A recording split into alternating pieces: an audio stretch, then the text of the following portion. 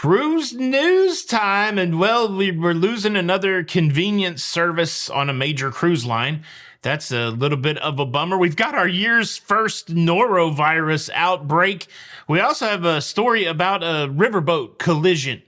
Not a great story, and a fantastical story about a confiscated item over there in Europe. Probably one of the most outrageous attempts to get something on a cruise ship that I've ever heard of. It's jam-packed. Cruise news and my views. Let's talk about it.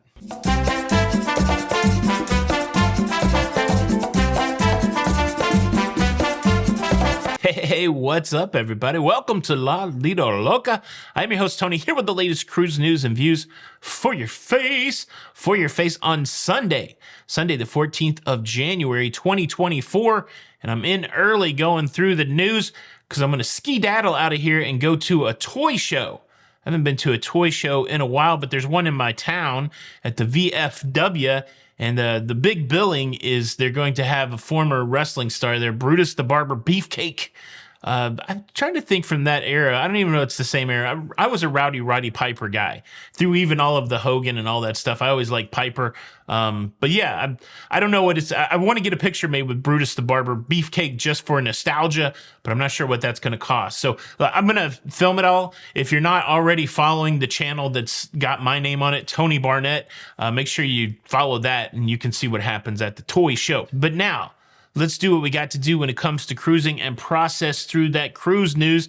I've grabbed a few stories that I think will be interesting for you, including a crazy story about a confiscation on a cruise ship. Cruise news story number one, Norwegian Cruise Line has announced that beginning in February of 2024, it will no longer be doing foreign currency exchanges on their cruise ships.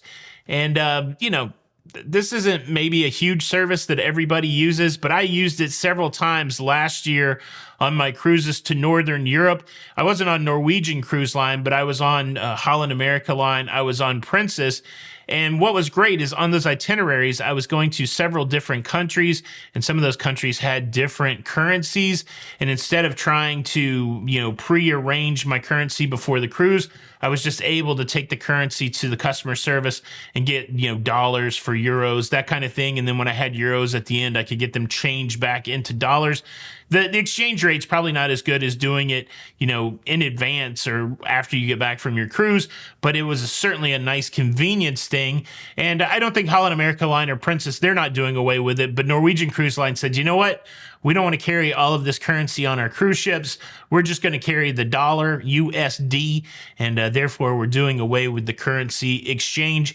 I don't know if it'll impact a lot of people out there, certainly people that are cruising to foreign countries. Won't really impact the people cruising to the Caribbean, but I thought it was important that everybody know it.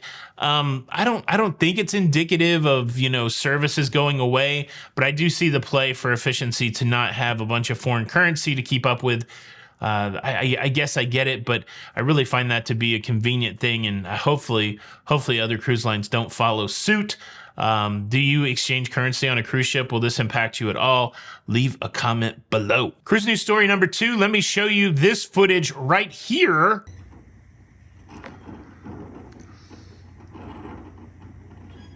Yikes.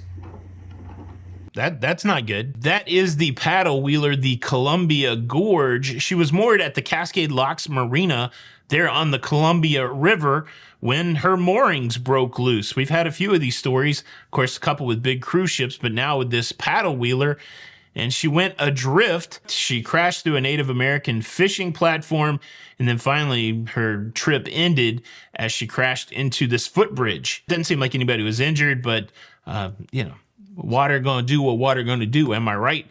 Paddle wheeler afloat and crashing. How about that? Cruise news story number three. We have our first official norovirus outbreak on a cruise ship in 2024. This event has occurred on the Celebrity Constellation, where 92 of the 256 passengers on board have the norovirus, along with 8 crew members. It has met some sort of threshold with the CDC that the cruise line has to report to the CDC that this many people have the norovirus. That's what makes it official. Now, because of this, of course, all kinds of extra cleaning and sanitation protocols are kicking in. Norovirus happens on cruise ships from time to time. From time to time, it happens in a way that it becomes a reportable offense. And, well, that's number one for 2024. I just realized I'll be on the Celebrity Constellation in 69 days going from Tampa. Shout out Bill Burr. Going from Tampa over to Barcelona on a 14-day, I believe it is, transatlantic. And speaking of Tampa, we've got a brand new old cruise ship that's trying to make its way to Tampa. We're talking about the new Margaritaville at Sea Islander. This was a cruise ship that was built in 2000, so a 24-year-old cruise ship. It's been laid up in Sardinia, and now it's finally made its way to Belfast so that it can get retrofitted and upgraded and Margaritaville-fied so that it can finally make its way to Tampa. But it's a milestone for the little cruise company that could. It's going to be a complete doubling of the fleet. Margaritaville will go from a one ship, two ships, and actually two cruise ports. So you're going to have the original Paradise at Sea going out of West Palm Beach. And then, of course, this Islander at Sea, they're going to be going out of my home port, Tampa, Florida, which I'm excited. I want to try it out when it gets over here. I think it's supposed to be here about mid-June. So they'll be doing work on it in Belfast, and then eventually there'll be some sort of transatlantic. How about that? I wonder if they're going to have passengers on the Margaritaville at Sea Islander transatlantic. Call me. Now we got to talk about this crazy cruise contraband confiscation. But before we do that, let me quickly invite you to subscribe. If you like staying up to date with everything going on in cruising, that's what we do. Cruising. Please consider subscribing with the notification bell on.